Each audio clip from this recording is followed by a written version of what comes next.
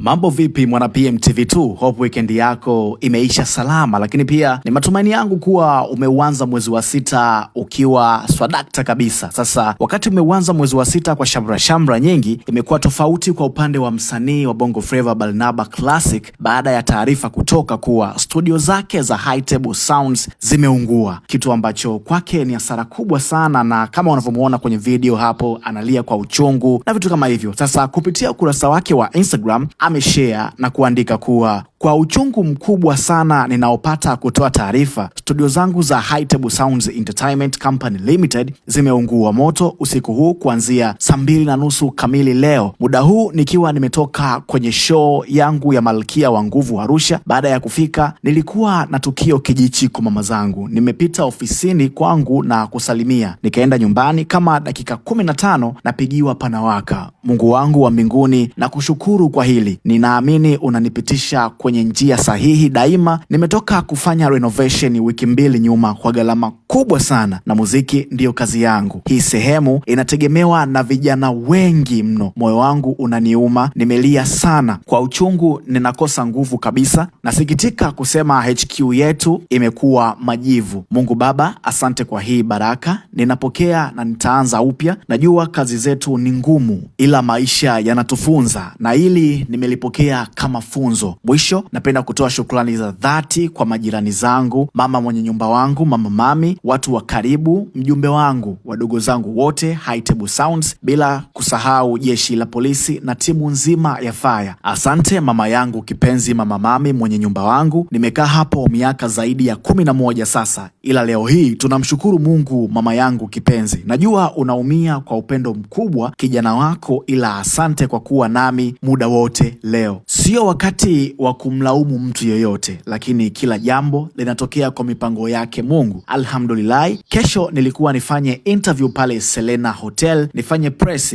Naomba kutoa taarifa, sitaweza kufanya press wala High Table Sounds. Series yangu ya Kikulacho na istopisha, haitatoka kwanza. Naomba mniombee, na washukuru wote na Mungu atusaidie sote. Asanteni. Ikumbukwe kesho ilikuwa afanye press kwa ajili ya kuzindua series yake mpya ambayo inaitwa Kikulacho, lakini pia studio hiyo ambayo imeungua leo ndio imemtambulisha kijana mpya ambaye anakwenda kuamula Obo, ambaye kapokelewa kwa ukubwa zaidi, lakini pia bado hajafafanua ni nini kilikuwa ni chanzo cha mpaka moto kuwaka.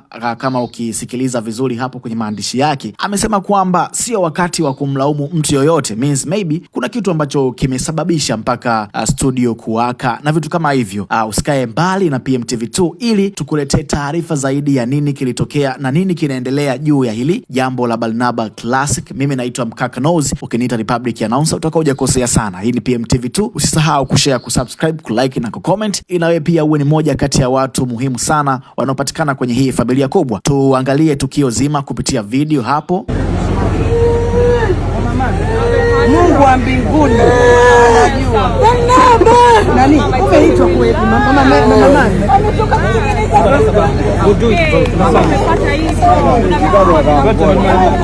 Mungu atafanya. Tumeweka digital